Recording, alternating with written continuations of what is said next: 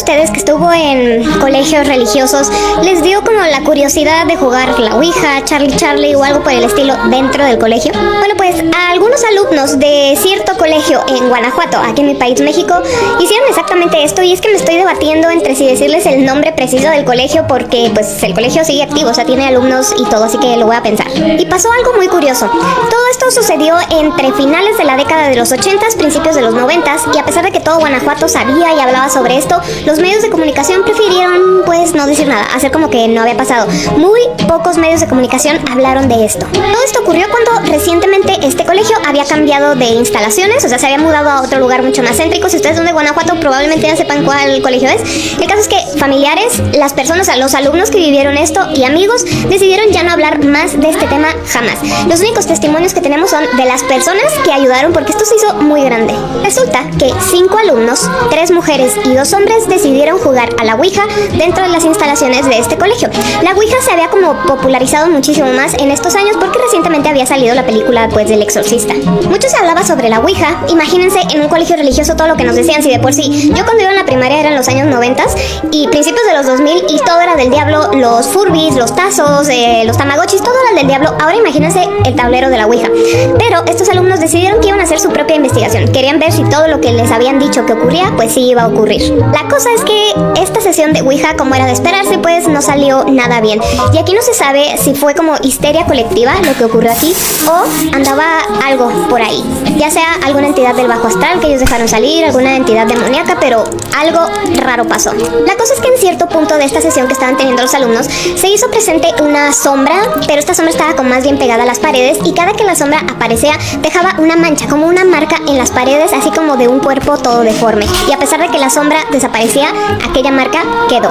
Los alumnos relataron que al momento que vieron esto se asustaron muchísimo, tratan de huir del salón, se acercan a la puerta que tenían cerrada, y cuando tratan de abrirla se dan cuenta de que está bloqueada. Ellos están desesperados tratando de abrirla, mientras se dan cuenta que aquella sombra que se estaba materializando se acercaba cada vez más a ellos, y pues alguno volteó a ver el tablero y vieron como si una cabeza estuviera saliendo pues de aquí. O sea, hagan de cuenta algo así, pero en vez de una mano pues estaba saliendo una cabeza del tablero.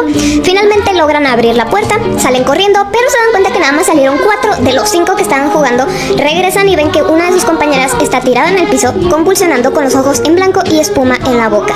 Ellos intentaron auxiliar a su compañera, sacarla de ese estado, pero al ver que no podían deciden dejarla ahí e ir a buscar al sacerdote de la escuela. Llegan con él, le cuentan todo y el sacerdote decide que no los iba a auxiliar, pensando que esto era una broma de estos alumnos, así que no les quedó de otra que ir a buscar otro sacerdote, pero de una iglesia cercana al colegio. Lo que comentan fue que estos alumnos llegaron con este segundo sacerdote pidiendo que le hicieran un exorcismo a su compañera, a lo cual este sacerdote les contesta: es que yo no puedo hacer eso, o sea, sí la puedo auxiliar, puedo rezar, pero un exorcismo me tienen que dar permiso en el Vaticano, no es así como ustedes creen. Así que, aún así, este padre va al colegio, encuentra a esta chica todavía en este estado de trance. Al parecer ya no estaba convulsionando, pero seguía en ese mismo estado, y toda la demás escuela ya se había dado cuenta y todos estaban vueltos locos pidiendo pues ayuda médica. Pero al mismo tiempo, este padre se da cuenta lo que en realidad está pasando, porque ve el tablero de la Ouija, ve aquella mancha deforme en la pared y entiende por qué la chica está así. Así que dice: esto está muy por fuera de lo que yo puedo hacer. Toma en sus brazos a la chica y la lleva a la Basílica Colegiata de Nuestra Señora de Guanajuato, que es una iglesia, y cuando está a punto de llegar, lo alcanzan los paramédicos y pues se la quitan, y ya no dejaron que entrara aquí para que resolvieran esta situación. Le dijeron: esta chica pues no necesita nada de exorcismos, necesita ayuda médica urgente. Fue internada junto con otra chica que estaba teniendo una crisis nerviosa. Hasta aquí ustedes podrán tener sus dudas de que esto fue histeria colectiva, de que pues en realidad sí necesitaba ayuda médica y todo lo que ustedes quieran, pero aquel salón donde jugaron y quedó la mancha, ahí se quedó año tras año tras año. O sea, incluso trataron de taparla con pintura y después volvía a salir aquella mancha, hasta el punto que mejor clausuraron el salón y nunca más fue utilizado. Algunos otros alumnos decían: no, en realidad no fue clausurada, pero sí nunca lo volvieron a usar. ¿Casualidad? ¿Ustedes qué opinan? Respecto a los alumnos, todos sanaron, o sea, todos salieron del hospital, todo muy bien. Algunos tuvieron recaídas a lo largo de su vida, recaídas emocionales por esto que les había sucedido. Otros pues vivieron como si nada hubiera pasado, pero el hecho es que decidieron que ya no iban a hablar nada al respecto, ni ellos, ni familiares, ni amigos cercanos. Hace algunos años, más o menos como por el 2016, esto salió a la luz de nuevo en grupos de Guanajuato, y muchos ponían como las experiencias de los que fueron a ese colegio años después y cómo se seguía hablando de aquella mancha y de todo lo que había sucedido. Desafortunadamente pues pasaron ya 8 años y no estoy en ningún grupo de Guanajuato porque no vivo ahí, pero si ustedes son de ahí y saben dónde es el colegio, qué fue lo que pasó o algo por el estilo, pues lo pueden decir porque a mí me da mucha curiosidad qué fue lo que en realidad pasó. Y siempre en colegios religiosos hay este tipo de historias, desde que, no sé, la construyeron en un cementerio, este salón está maldito, no vayas ahí, esta, no sé, la monja se porta raro, cosas así, siempre hay algo en escuelas religiosas. Como experiencia personal rápida, yo iba en una escuela de monjas y había una capilla como al fondo de mi colegio, o sea, como en el patio, y siempre estaba cerrada, como que no nos dejaban entrar ahí ni nada. Cuando había misa nos llevaban a otro lugar, cosa rara, y sí decían entre alumnos, es que ahí pasaron cosas raras y una vez se encerró una chica y no sé qué, y sí se escuchaban ruidos raros, o sea, pudo haber sido cualquier cosa, pero eso alimentaba más pues esta historia. Y bueno, esta historia que les acabo de contar de Guanajuato la consideran como relativamente nueva a comparación de otras historias u otras leyendas que haya en el estado. Así que bueno, ¿ustedes qué opinan? Y yo como siempre los estoy leyendo. ¿Qué tanto tiene que pasar en una casa para que, bueno, primero que nada, desde afuera te estén avisando que esta es la casa del terror y el miedo, pero que ni los militares quieran entrar aquí? Bueno, pues esta es la historia de esta casa llamada Quinta Angélica, ubicada en Managua, Nicaragua. A diferencia de otras historias donde pasó alguna tragedia y a partir de ahí comienzan los sucesos extraños, en esta ocasión no, porque todo comenzó desde que se estaba construyendo.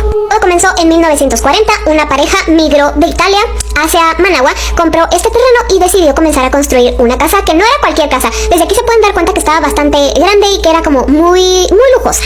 Además de que estaba en una zona bastante privilegiada, el clima era bastante agradable y acababan de construir una carretera y por eso también se empezó a construir esta casa. Los obreros que estaban haciendo esta casa decidieron mejor hacer un campamento allá afuera para ya no estarse moviendo tanto, así que una tarde después de trabajar pues cada quien estaba alojado en su casa de campaña, pero notaron que uno de sus compañeros salió por la tarde, pasaron las horas, no llegaba, lo esperaron toda la noche y este compañero jamás llegó.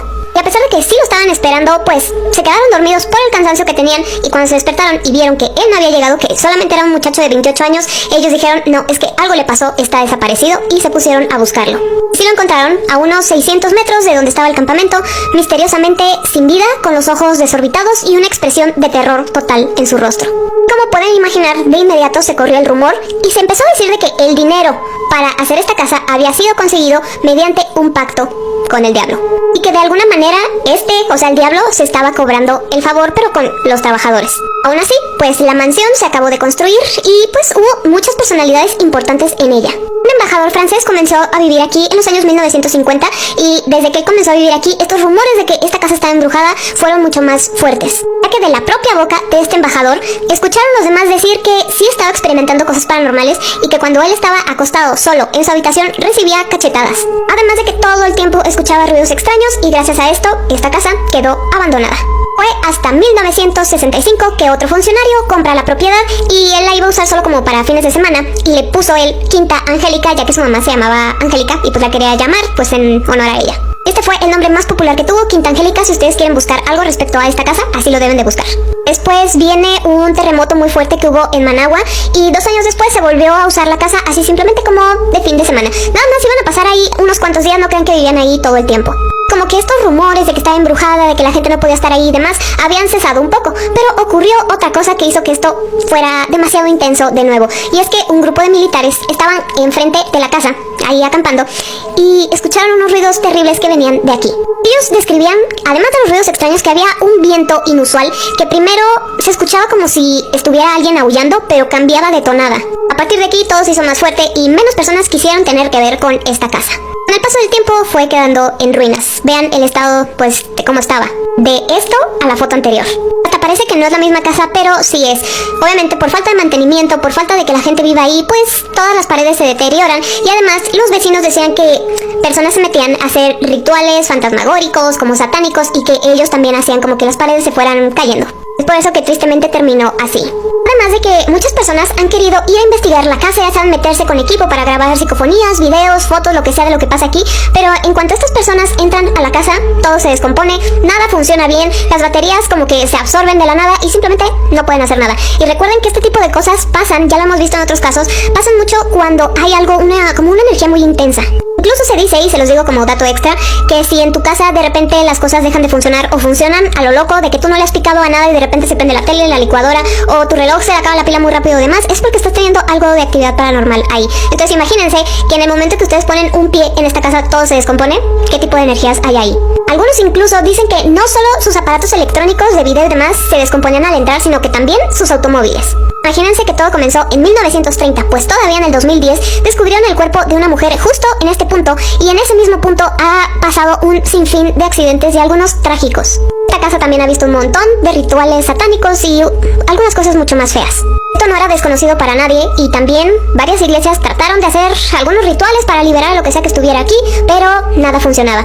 Desafortunadamente o afortunadamente, esta casa ya no existe más, que fue totalmente destruida para construir una carretera. Ya no queda ni siquiera esta ruina, ya no hay nada. Algunas personas decían que cuando pasaban caminando por ahí se persinaban para que no se les fuera a pegar nada, porque la vibra que emanaba de aquí era bastante fuerte. Como siempre en este tipo de historias hay varias versiones. Otros cuantos dicen que realmente es que todo esto se inventó por los mismos propietarios de la quinta, ya que no les gustaba que se metieran personas a la casa cuando ellos no estaban. Recuerden que solo la usaban los fines de semana, y que por esto empezaron a decir cosas para que no ocurriera eso. Pero de que sí sucedieron cosas feas ahí, sí sucedieron, no gracias a los propietarios, sino que los mismos malhechores, pues aprovechando que estaba sola, hacían cosas como, ya saben, enterrar personas y todo ahí. Así que, ¿ustedes qué opinan de la casa del terror y el miedo? Ustedes, si son de Nicaragua, díganme si escucharon algo, si pasaron por ahí, porque hay muchas personas que dicen yo sí me metí para ver qué pasaba, en algunas veces sí me pasó, en algunas no. Así que díganme ustedes qué opinan, y yo como siempre los estoy leyendo. Voy a empezar este video haciéndoles una pregunta. Si la vida les quitara algo que ustedes quieren mucho, ¿hasta dónde llegarían para recuperarlo? Bueno, el día de hoy les voy a contar la historia de un chico al que le vamos a llamar Juan José. Juan José llevaba 5 años viviendo en Nueva York. Él se fue para allá para estudiar, trabajar, conocer gente, el idioma, etc. Para avanzar más rápido, y cuando avanzó más o menos 1,5 cuadras, volteó hacia atrás y notó que el hombre ya no estaba, y eso como que lo tranquilizó un poco. Él siguió caminando, pero en cierto momento por la esquina del ojo pudo ver a este hombre de nuevo. Y ahora sí, él pudo estar seguro de que el hombre lo venía siguiendo. Y de hecho, el hombre bailando ya estaba muy cerca de él, por lo cual se movía bastante rápido. Se quedó quieto como para ver cómo este hombre caminaba tan rápido, si venía corriendo qué, y en eso lo vio acercarse. Daba como unas zancadas tan grandes como de puntillas, como si fuera una película. Eran unos movimientos tan rápidos que parecían irreales. Este era el momento para que Juan José corriera o sacara algo para defenderse, pero él se quedó ahí quieto con la intención de preguntarle ¿qué es lo que quieres? De hecho, hasta pensó en gritarle con voz intimidante, porque este hombre se venía acercando bastante rápido. Pero la voz no le salió. Este hombre se quedó ahí, parado enfrente de él, totalmente inmóvil. Casi como si pudiera oler el miedo que ya estaba sintiendo Juan José. Esto solo había durado unos cuantos segundos, pero Juan José lo sintió como una eternidad, cuando de repente el hombre se dio la vuelta y comenzó a bailar alejándose de él. Juan José, por alguna razón, siguió paralizado, viendo cómo este hombre se alejaba, y en algunos súper gustosos porque tenían mucho tiempo de no verlo. Y él decidió que se iba a quedar una temporada larga aquí, sobre todo para olvidar lo que había vivido en Nueva York. Y mientras estaba aquí, una tía materna que cuidó de él cuando él era pequeño se enfermó. Y él se ofreció a cuidar a la tía en lo que sus primos y demás familiares iban a Ciudad de México, pues a, no sé, recoger medicinas o lo que sea. Juan José ya tenía 3 meses de haber estado en México cuidando a la tía, y todo iba pues muy bien. Ya tenía una rutina donde ciertos días iba a la casa de la tía para cuidarla, ver qué se le ofrecía, estar ahí con ella. Cuando un día llega a la casa de la tía y ve por la ventana que su tía ya lo había visto llegar, pero la tía estaba como viendo hacia afuera de una ventana. Tenía la mirada pues muy fija. Entonces Juan José se acerca a la puerta esperando a que la tía le abriera, ya que ya lo había visto, y al ver que no, pues toca la puerta. La tía le abre y Juan José le pregunta, oye tía, ¿por qué no me habías abierto si ya me viste llegar? Y la tía le dice, no te vi llegar, estoy como muy entretenida viendo al hombre que está ahí afuera de la ventana. Y le dijo, míralo, está ahí, simplemente cruzando la calle. Juan José, un poco extrañado, le dijo, pero ¿cuál hombre o quién es? ¿Lo conoces? Y la tía le dijo, no, pero está como con una sonrisa muy extraña. En cuanto le dijo eso, Juan José recordó esta cara y dijo, no puede ser posible. Fue a asomarse a la ventana y él no vio nada. Él, con bastante miedo y sin ganas de preguntar, pero con ganas de saber si era el mismo hombre, le preguntó a la tía, que le describiera a este hombre. Y la tía le dijo, mira, yo no tengo la vista de antes, pero parece ser un hombre. Es un hombre bastante delgado y alto, con ropa muy vieja. Parece que está bailando de un lado hacia el otro, pero sin cruzar la calle. También parece que está viendo hacia el cielo con una gran sonrisa en el rostro. Juan José se horrorizó, porque era el mismo hombre que él vio. Él estaba aterrorizado, pero ese día transcurrió como si nada inusual pasó. Él no pudo dormir muy bien esa noche, tenía bastante miedo, pero toda la semana transcurrió, les digo, normal. Unos días después, que a él le tocaba de nuevo cuidar a la tía, llegó y esta vez una mujer joven le abrió la puerta y le dijo que era la doctora de su tía. Y le explicó que tenían ahí desde la noche anterior porque le había dado a la tía un colapso nervioso. Pero en el momento en que Juan José llegó, la tía estaba un poco más estable y de hecho pidió que fuera hacia su cuarto. Juan José entró al cuarto y la tía le dijo, hijo, lo vi, al hombre que ríe, lo vi anoche, estaba aquí en mi casa. No sé cómo entró, ayer lo vi temprano parado frente a mi ventana y nadie más parecía verlo. En la noche lo vi en la oscuridad sonriéndome. En la madrugada fue peor porque estaba aquí en mi habitación. La doctora no me cree y si tú no me crees, mira tú mismo, está ahí. También le dijo, puedes verlo, está ahí a un costado de mi ventana sonriéndonos a ambos. Juan José se quedó sin habla y la doctora entró pidiéndole que saliera porque al parecer a la tía le estaba dando otro colapso nervioso. Desafortunadamente, 2 días después de esto, la tía falleció. Y esta pérdida le trajo a Juan José mucha nostalgia por su infancia, que fue muy triste, una infancia que ningún niño debería vivir, ya que realmente la ciudad natal de Juan José era en Portugal, ya que ahí vivía con su mamá y su papá y eran una familia maravillosa. Su mamá era ama de casa y su papá trabajaba en una maderera. Todo iba excelente, él tenía una infancia muy buena hasta que cierto día su papá tuvo algún tipo de accidente e hizo que perdiera su brazo. Para cuando esto ocurrió, Juan José solamente tenía 7 años. Y por alguna razón que Juan José no entendió, ni ahora ni cuando era niño, la empresa donde trabajaba su papá no le dio ningún tipo de indemnización y además lo corrieron de su trabajo. Por lo cual su papá se quedó sin dinero, sin trabajo y sin brazo. A pesar de que su padre se portaba como bromista con respecto a su situación y demás, se podían dar cuenta, no solo Juan José y su mamá, sino todos los demás a su alrededor, que su mente no podía soportarlo. Hasta que una noche, que justamente era una noche antes del cumpleaños número 8 de Juan José, notó en su padre un comportamiento raro, ya que vio a su papá en su cuarto, en el cuarto de Juan José, arrodillado en su cama, haciendo como algún tipo de oración. También tenía un pequeño papel en la mano izquierda. Ellos eran ateos, entonces Juan José nunca había visto a su papá actuar así. Y esto él lo recordaba muy bien porque fue demasiado extraño y a partir de ahí todo se fue para abajo. Al día siguiente, que ya era el cumpleaños de Juan José, su papá parecía otra persona totalmente diferente, ya que decía, mientras estaba preparando su café en la cocina, que un hombre extraño lo había visitado en sueños y que le había prometido cosas. Su papá también hizo el comentario de que, bueno, esto solamente es un sueño, pero voy a aprovechar la oportunidad.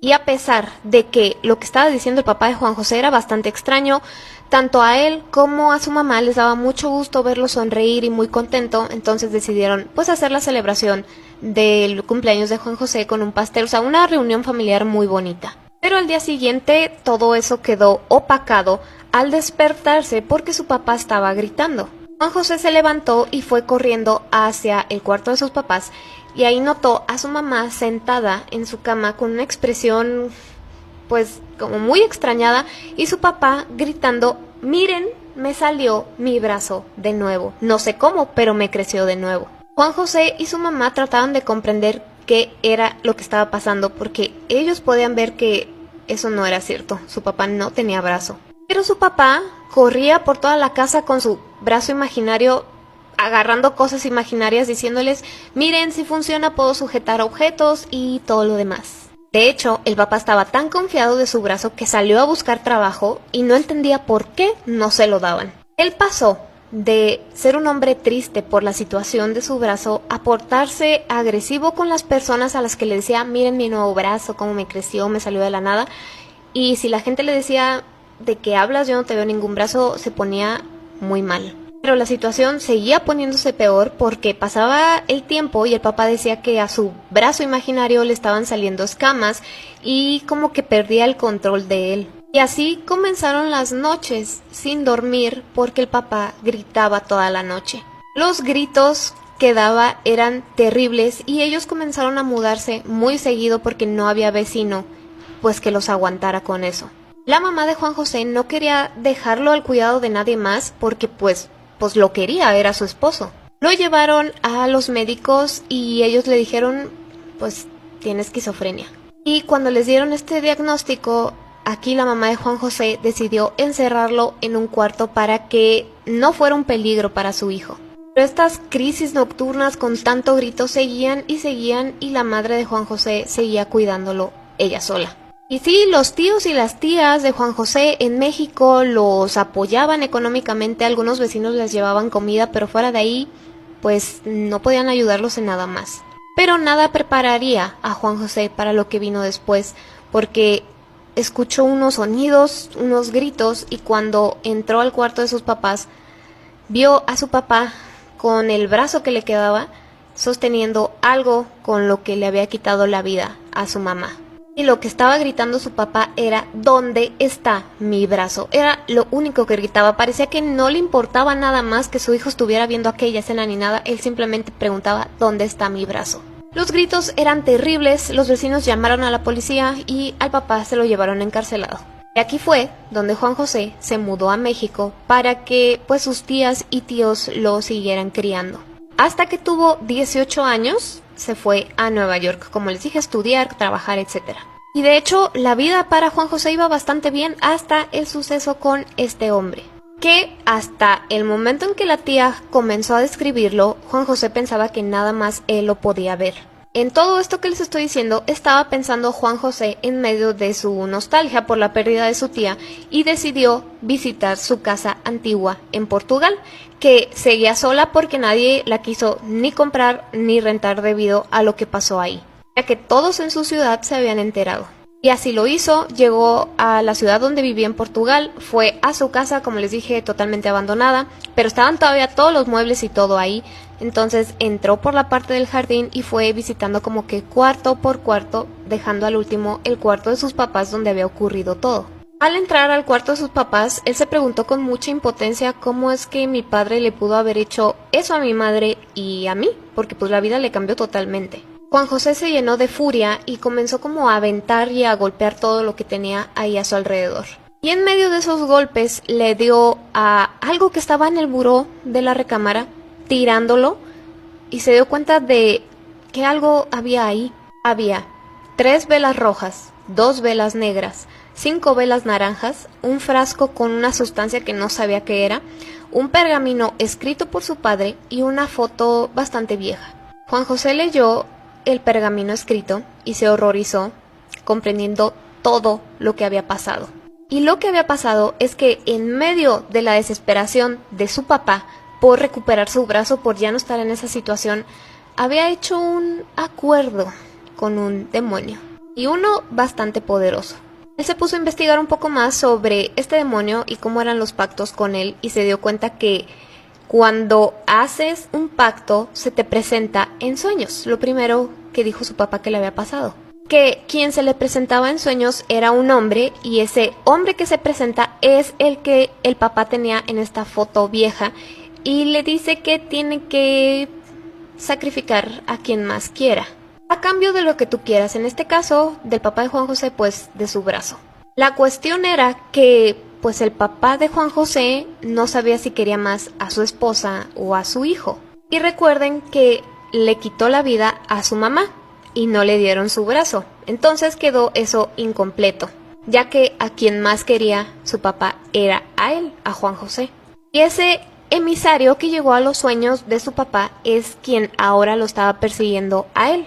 Porque cabe aclarar que el demonio no se te presenta así como tal, sino que manda a este emisario. Y el emisario es aquel hombre delgado y alto que va bailando. Cabe aclarar que Juan José siguió viendo a este hombre después de esa visita que tuvo en Portugal. A donde quiera que va ahora, parece que este hombre lo va siguiendo y cada vez se le aparece más y más cerca de él. Parece que nadie nota su presencia si es que lo ve cuando está con más gente y como que se abre paso con esos pasos de baile que da. Parece que este hombre, este emisario, observa, se ríe y disfruta el miedo de Juan José. Cabe aclarar que Juan José sabe que llegará el momento en que él ya no va a poder aguantar más y se le va a acercar a este emisario y le va a decir, ¿sabes qué? Ya, me rindo. Porque sabe que, aunque él no hizo nada, tiene que pagar pues la promesa no cumplida de su papá. Así que, ustedes díganme, ¿serían capaces de llegar a tanto o no?